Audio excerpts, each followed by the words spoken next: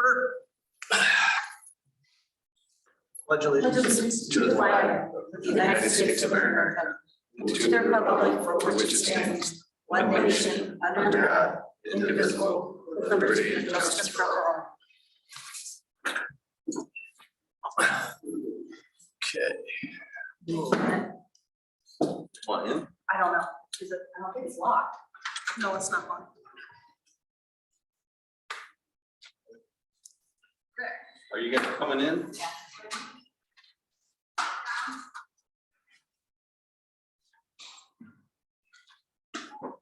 We'll do roll call. Doug, Here. Lexi, here, John, Here. Jerry, Here. Justin. Here. And a motion to approve the agenda. Make motion to approve the agenda. I'll second. Doug, aye. Alexis, I. John, aye. Justin, I. All right, we will open up tonight's meeting with the citizens comment portion. So if anybody has anything to comment or speak about anything that's on the agenda, just give your name, address, and continue to talk. All right, my name is Mary Pat Kirker. I live in 255 Sylvia Drive. And my neighbors and I have been here a couple of times to talk about the amendment to the C1 zoning. And certainly appreciate everyone's efforts and listening on this issue. We continue to oppose kind of the broad language of any drive-through access that is being proposed to be added to C1. We certainly understand the importance of drive-through, and that we want to be good citizens, we want to work together, and we appreciate your time in allowing us this dialogue. To that end, we came up with a few suggestions that if you would decline reconsidering the opposed amendment, we respectfully request some other items to be considered. And I have our neighbors who have signed the document. I have a letter to that effect. And the 4 items that we came up with, the first one was the drive-through access be limited to the south side of Thunder Valley Road. I know that was one thing that we had discussed the first time we were here. And I understand there may be spot zoning that seems to be an issue. We're hoping that could still be a consideration. A second option would be businesses requiring drive-through access be located on the north side of Thunder Valley Road. And I'm sorry, if it is allowed on the north side of Thunder Valley Road, that perhaps the hours of operation for the drive-through could be limited 6 a.m. to 6 p.m. Perhaps that's something we could look at. We would like, if there is drive-through access, that any type of signage and lighting would be restricted to the front or street-facing side of Thunder Valley Road, just so we don't have neon lights being reflected in our backyards or bedrooms for that matter. And then the fourth item we came up with is perhaps, always some type of visual screening that would block either the lights or the sounds of any drive-through business that would affect our properties. So again, we certainly appreciate the opportunity to express our opinion. We want to work on an environment too. Peosta is a growing town, and we want to be a part of that too. So thank you for your time and consideration. And I have the letter with the signature. Can I give that? I can take your check from here. Okay. Can you pass that out to people, or should I have copies here, or do you want me to pass it out to the council? Oh, if you'd like, go ahead. Okay. I'm sure what the procedure was.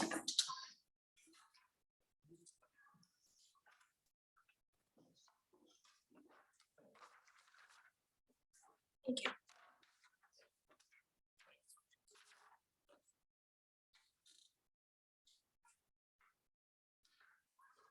All right, does anybody else have anything? Be online? Okay.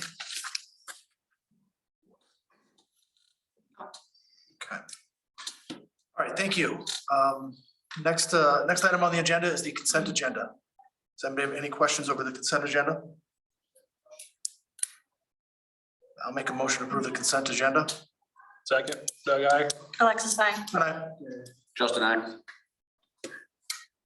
Okay, we will move to the second reading of the ordinance 2022-01, amending A1 through I1 of the zoning code.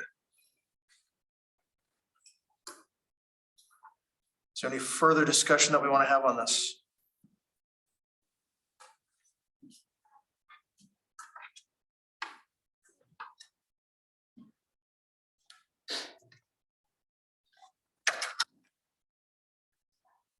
I think all the suggestions would have been, it's administrative more than anything, so. We'll have to deal with that when the time comes, I think. Well, I think, and I could be wrong when I say this, the administration or the suggestions, when you said the visual screening, that'd be more of a developer issue, right? I would agree, it's a developer issue. I mean, at this point, we really can't change anything. We've already set the wheel in motion by the first reading. Well, if we were to change something, we'd just start it all over. Correct. Correct.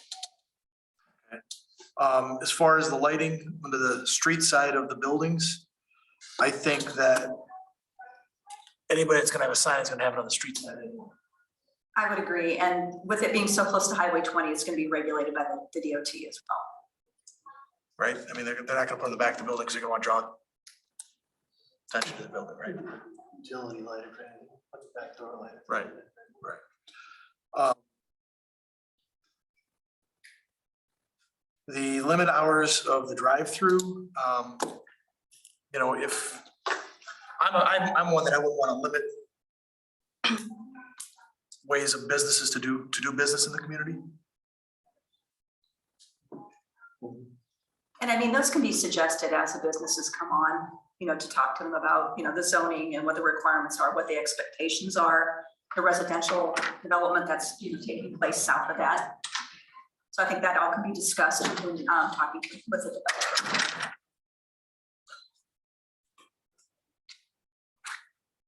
And then the last one was the drive-through on the south side of.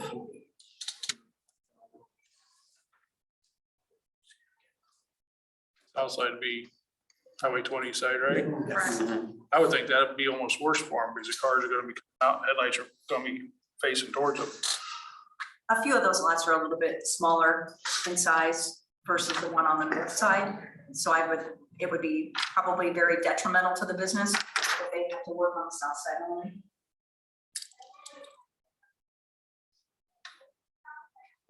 Because that's probably where your traffic issue will be, especially because is the north side no parking to that road?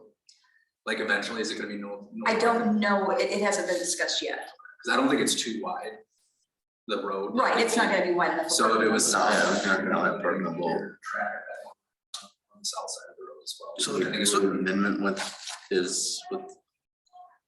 and with the main road, I think. So is that? Main road only has parking on the south side. North side, only parking on the north side. Juliana. Juliana, Yeah. only on the north side. There's no parking allowed on the south side. So that hasn't been established yet?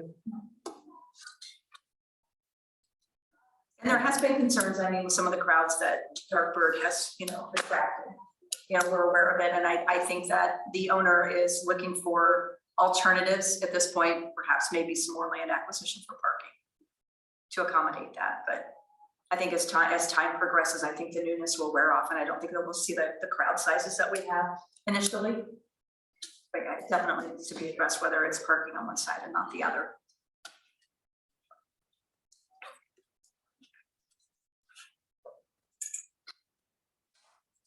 Any other discussion?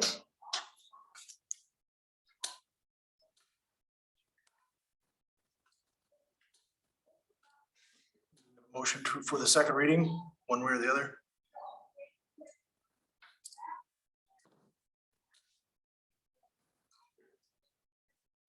Started all, we have to start all over then, just make these amendments.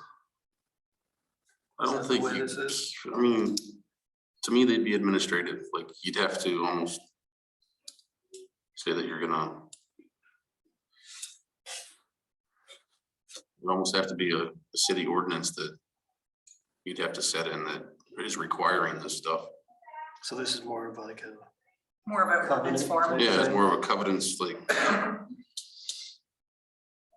Their request. So it'd be an amendment to the ordinance after the fact. We can do Yeah. that, yes. after the reading, yeah.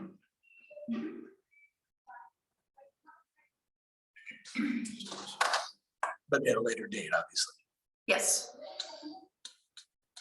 But that can follow after the third and final adoption. We can go back and amend it. So give us so we can still keep the process moving forward, but this gives us an opportunity.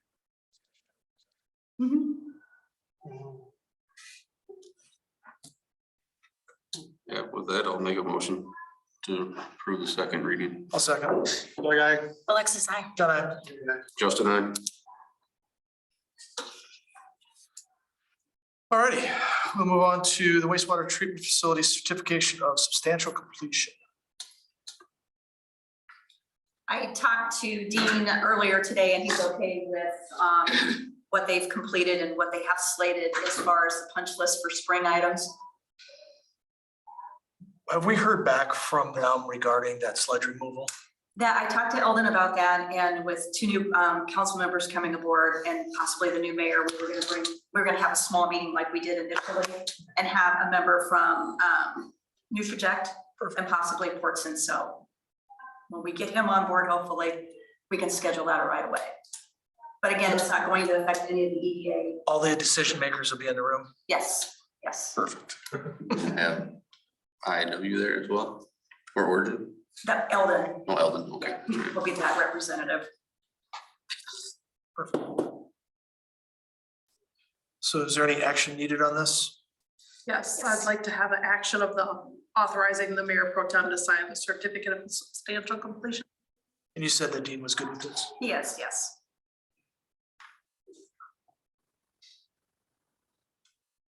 I'll make a motion that Mayor Pro Tem sign this certificate of completion. I'll second it. Doug, aye. Alexis, I. John, aye. Justin, I. Moving right along to the water system. Well, the meeting slows down greatly, right? Run them in that. Fast. I brought to you guys last time an update on the water study. We're pretty close to being completed. I spent probably half the day with Dean driving around, looking at some potential sites for stuff. So when I embark on a water system evaluation, I look at 5 things. One is your source quality, how's the water pulling out of the ground, your source quantity, are you producing enough? Look at your storage quantity, do you have enough in the air? Then also look at your flows and pressures. So those are the 5 elements. And then when I would start looking at where you're strong, where you're deficient, then I try to break the recommendations into 3 areas. The stuff you have to do, the stuff you should do, and the stuff that I call it the wouldn't it be nice. Your source quality is good. There's really not much more to do there. You're adding chlorine, you're adding polyphosphates right now, which is actually pretty good quality water throughout the system. Your quantity of water is where you're deficient. Currently,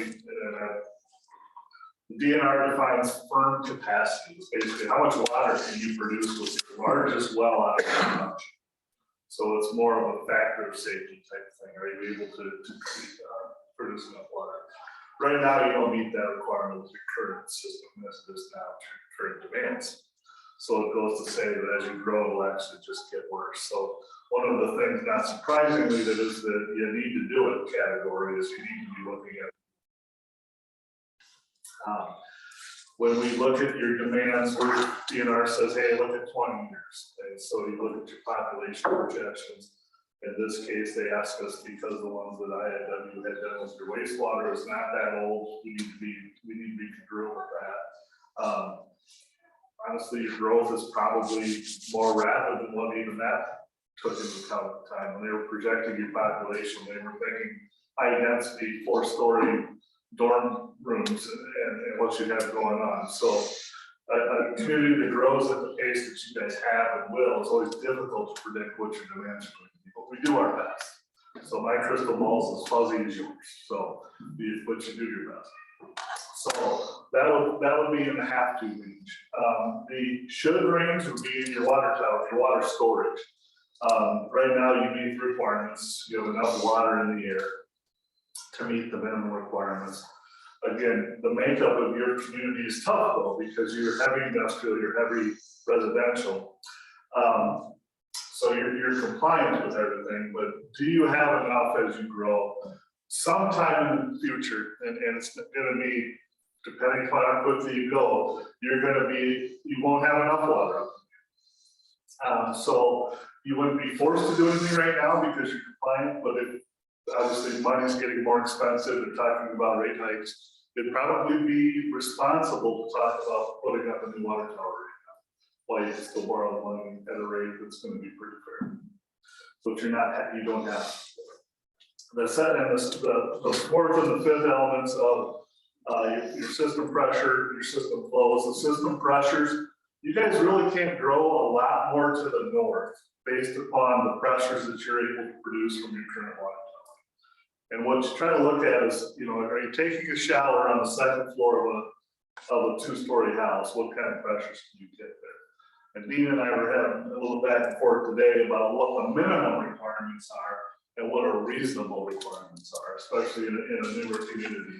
I go into a lot of towns where they're at 25 pounds or 30 PSI of water pressure. You give them 40, they're excited because it went up. Well, I can tell you here, if we gave you 40, then you'd have some people calling these folks saying, why my pressure?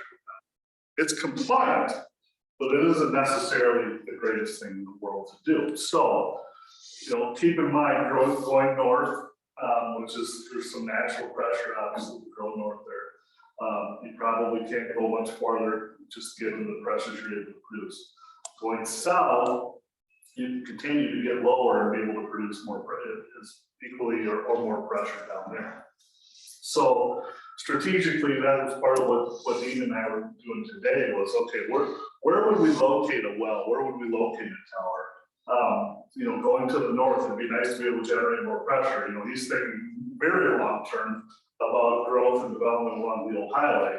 And do you want to be able to serve that up there? Looking south of the highway, you obviously have a big water user down there. You have what I call the umbilical, and you've got one really long water main serving that development down there. That really long water main, if that breaks, there isn't really any way to get water to those users down there. So that kind of keeping Dean up at night. So there's merit to thinking about something down there. So those are the two considerations from a practicality standpoint. Then there's, I'll call it a political and strategic standpoint. As you continue to grow east, is there merit in putting some water infrastructure out there that basically says, hey, we're ready, we're positioned for growth and annexations that goes out there. And so there's a little bit of strategy involved there. So those would be the 3 different areas that we look to locate that. And each of them would have different impacts on the pressure of your system. But by and large, where you're at right now is pretty good. You've been able to continue to grow off the pressure generated from the towers that you've got. And going east, it would fall into that same category. Now you get up to, where's that old tower that's not working up there? Which Thunder is that one? Okay. Under Ridge. Thunder Ridge. You're boosting the pressure up there right now because it's at a pretty high elevation. So you've got a booster pump that boosts that. And that can be done elsewhere too. Problem with that is, again, it's something mechanical, it can break. There's not a lot of redundancy if something goes down there. There's a little, you got standby power, you got 2 pumps, but in an ideal world, you don't want to do it mechanically. You'd like to use gravity as your friend and do it that way. But there are some options. And then the final thing would be your system flows. haven't really looked at that because we need to kind of hone in on where would a tower be to see what's that doing to your system. By and large, kind of a cursory review, you obviously got newer water pipes. They're pretty good size. You got some good locations, what I call the backbone of the system, where there's a larger diameter pipe so that you can convey a lot of water. The smaller ones going off of that. Pretty typical. You don't have a lot of dead ends other than what I talked about to the south. A lot of umbilicals in the system. So it's pretty good. But we'll look at that a little bit closer when we can hone in on the locations of these facilities that we'll be talking about. So, any questions? Ballpark on the water tower? Yeah, I was just gonna say ballpark on the water tower and pump station. Well. So we're talking about right away. And here's where I'll dance and I'll juggle because I always said this, I got one shot to give you a number. No matter what I tell you, I come back here in 3 years, you're gonna say, you told me this, that. I'm gonna tell you magnitude, I'll talk magnitude. Well, house and tower right now is probably $4 million. And I'm conservative, if we built it today, it'd be less than that, but prices are crazy. So when we actually get around to doing this in 12, 18, 24 months, maybe even longer, expect that number to probably be pretty good. But that's, I know I got one shot to give you a number done, so I'm gonna shoot high. That'll be a change order. Yeah, that's with no change order, correct? I built a little change order. My second question is what's it, and I know you don't know this answer, but I'd like to know what it costs us per pump that we put in, well, for the pump to boost the pressure. You know, Yeah, we could run, actually, you got some pretty good historical usage numbers on that. You can see it's largely electricity. You got a little bit of chemical out there, but electricity is your big number. What you don't have is like a replacement cost, because it's not old enough to have to replace that, and you need to kind of take the time value of money. What is that on an annual basis planning for that? So there's definitely a cost with it though. And obviously the bigger pump, the more electricity is being sold. right. What's the life expectancy on those boosters? Well, I didn't design yours, but I mean, you could figure a pump needs some work every 10 years, if not. But the rest of it is a solid facility. The building's good. Chemical stuff will be good. But you could figure, you know, you're gonna have to replace that pump over a period of time. And every 10 years or so, you'll have to do some work on 5 to 10 years, depending on how big and how hard it is. We're talking about your booster pump, right? Your existing one. I just had asked, what's it cost and how long does it last up there? So it's not old enough to have had to replace anything yet. So no, it's never been up to its full potential either. Yeah, it'd be interesting to see what it costs us to run them pumps Yeah. per gallon, you know, so. Yeah, and then again, I think you got enough usage, probably electricity bills and pump data, that you probably figured it out. Yeah, absolutely. Good question. Anything else? Steve, you and I talked about Governor Reynolds' Yep. $100 or $100 million water infrastructure and conservation Yeah.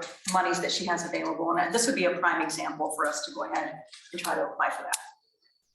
Yeah, she had 4 categories for that, for the money.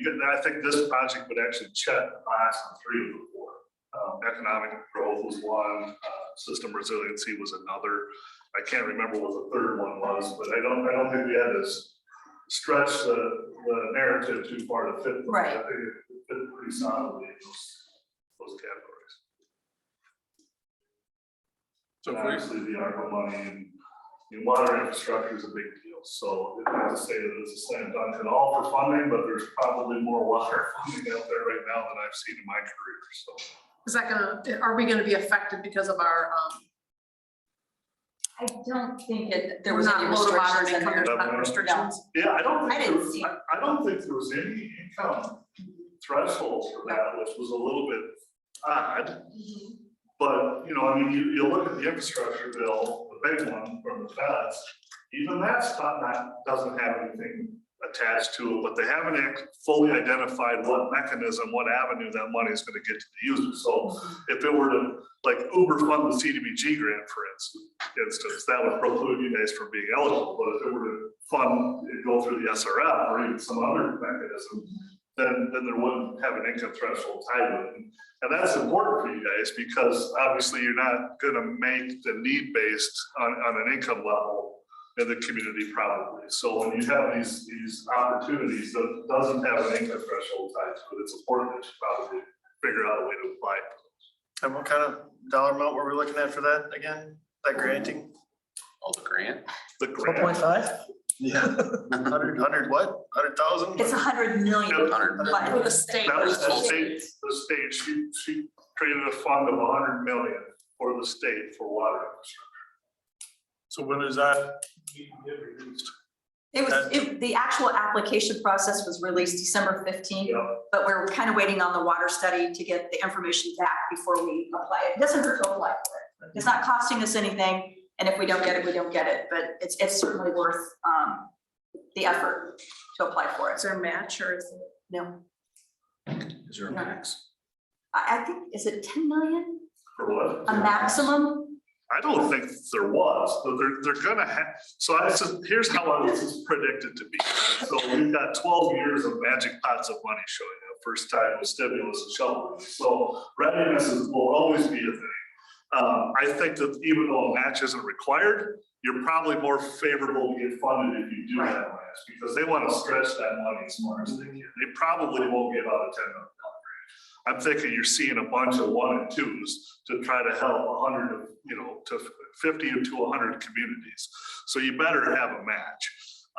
It would be my advice, but it's not a requirement. And you might find some poorer communities out there that aren't able to have a match that will make a case, maybe they get a little bit more. But I think they're gonna, and for all intents and purposes, if you're capable and able, you probably need to show a match. So when do you anticipate being done with your study so that we can collaborate and apply for it? If those two elements are like the thing that you're gonna do apply, we'd be in a position right now to start putting that Okay. application. You just tell me, I guess you don't even have to tell me. If we apply for those monies, no, that's not true. One time, the $4 million, I told Doug that he'll never forget.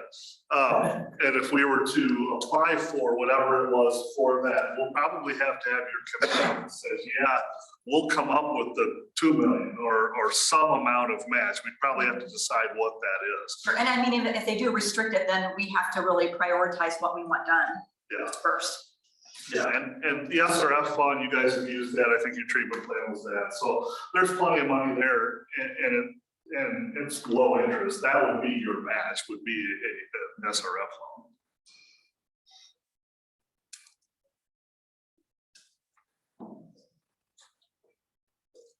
So do we need to give approval for them to move forward with grant application? Again, it's really no harm, no foul. We apply. It doesn't cost us anything to do the application process. It's just my time, Dean's time, and Steve. Like Willie's pie. Go for it. That's what we'll do. We'll look at a tower, we'll look at a well house, and we'll get that app. In the meantime, Dean and I will figure out where we want to put them. So All right. we got some time to figure that out. All right, well, if you guys have any questions at all after this, you want to get hold. Perfect. Thank you. Thank you. Steve? Thanks, Steve. All right.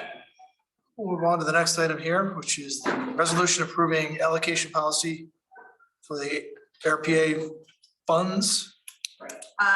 We received half that money, about 139,000. Does that sound about right? And we decided that this was the best use of that money. The water study that Steve just mentioned, water lines to all the lift stations, and then a GIS software to identify all the infrastructure, sewer, water, storm, electric poles. Okay, that water study's not on here, but we do have the standby generator at well 2, Okay, must have replaced it before that. the water service to all lift stations and GIS mapping. Correct. So do we need to change that resolution? No, we're gonna go ahead and stay with that. I don't know why I had the water study in. Need a motion for, So it's the water study that's supposed to be in there? No, it's a standby generator. For well. local chief. Yeah, I see it, yeah.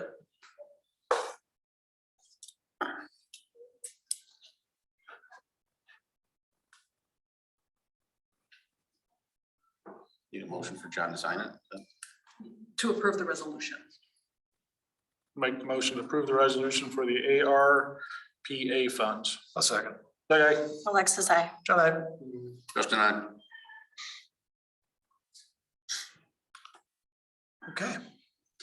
Moving along to the Dubuque County Behavioral Health Judicial Advocacy Support Service Program. Hopefully you had an opportunity to read my administrative notes. I have a little bit of heartburn with this one because this program was created out of the ARA or ARP funds. And I'm a little bit concerned because nobody can give me a solid answer on when the money runs out, where do they find the funds to continue the program? What they're doing now with the ARP funding is no money's coming from Peosta, no money's coming from any community in Dubuque County. But again, I'm just a little bit worried when the money does run out, you know, where do they go? And they're gonna come back to the communities for that. There was some communication or email went out this to the mayors in the county. And that was the general consensus of the mayors was, okay, it's fine, it's up and running, but when the money runs out, where's it going? It looks like it's a solid program, but it's just when the money runs dry, where's the money gonna come from? And that's just the general consensus of the 4 or 5 emails I saw.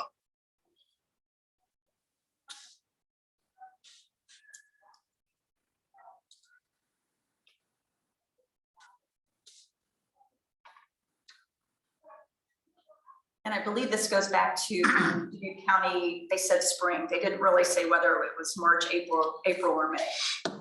But if you don't sign it, you were in support of it. So we could make some corrections, some line outs on the signature page, and maybe add a little bit of verbiage in there that says, you know, we're not in agreement with it. Totally up to the council. So how'd you say that? If we don't sign it, we're in support of it? How's that work? So if we sign it, we're in support. If we don't sign it, we're in support? Pretty much. So my recommendation would be to redline and Really? put, you know, our objection in there. And then sign it as objected. Did you get any feedback from any of the other mayoral emails on what they were planning on doing? Not what they were doing, just what, I don't remember who they were. Probably just their take on it. Their take on it was the same that this, they just don't know what it's gonna look like 4 years when this money runs out. So if we're support of it and the money runs out, then do they come back to us and want money? That's what I have a feeling they'll do. There's no answer to that yet. There's nobody knows. That's at 1.4 million. Million, yeah. Or does it just go away? It's not gonna go away. That government program's not gonna go away. No. So I guess, is there a motion that needs to be made? Or is it just a, I don't think That's there up needs to to- be, I think, The council, or if you we want could to. put some direction, if they wanna oppose it, we can put some red line in there and bring it back. I'm not as supportive of it. Obviously, the question asked, right? What is it in future funding, right? And they're not able to answer that question. I've not seen an answer. So I don't know if there's not an answer or if they don't want to answer. They came back and told me that they would certainly not reach out to us now for money, obviously, since they're getting the money, you know, to create this program. But then the second question is what happens when the money runs out? Nobody seems to be able to answer.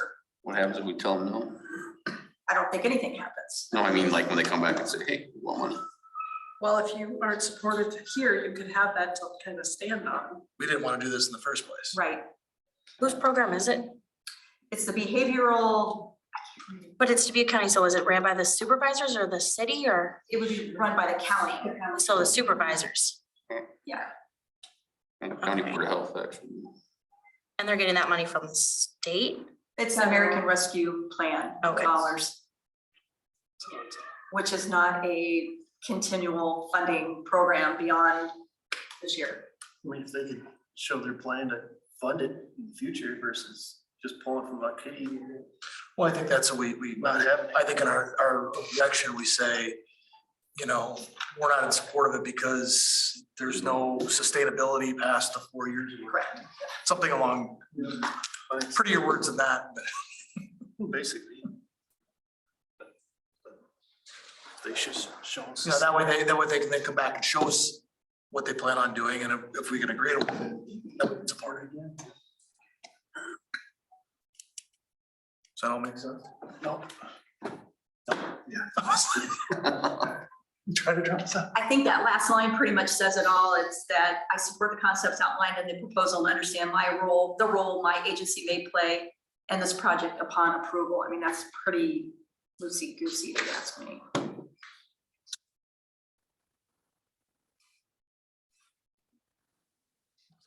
So is the signatures page here, is that what they sent out? Yes, So can we actually really redline that? Can we Sure. just write a you could different? write your own letter. Yeah, we could write our own letter, just, you know, objecting it. Yeah, I'd rather- For this reason, yeah, I'd rather write a letter than versus redlining theirs. we can put something together. As long as it's an objection or something. Yeah. I'll put something together and have you look at it. Okay, Two people. well, we need on that one? Does everybody agree? Or Yep. have their opinion heard? Need to vote on that or anything? No, just get direction. All right. Oh, is there anybody online? No. Okay, we'll open up. Anybody have citizen comment before we go into closed session?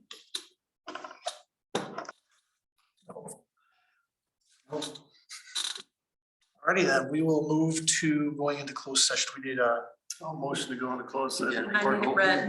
I'll read it. I'll make a motion to go to closed session in accordance with chapter 21.5 IJ. To discuss the purchase of sale of particular real estate only when premature disclosure could reasonably expect to increase the price of government body was just that property or reduce the price of the body You laugh. received for that property. Okay. That guy. Alexis, I. John, Come again. Dustin, I. don't take the wrong guys. Good night. Night. See ya. Bye. Comb that mustache.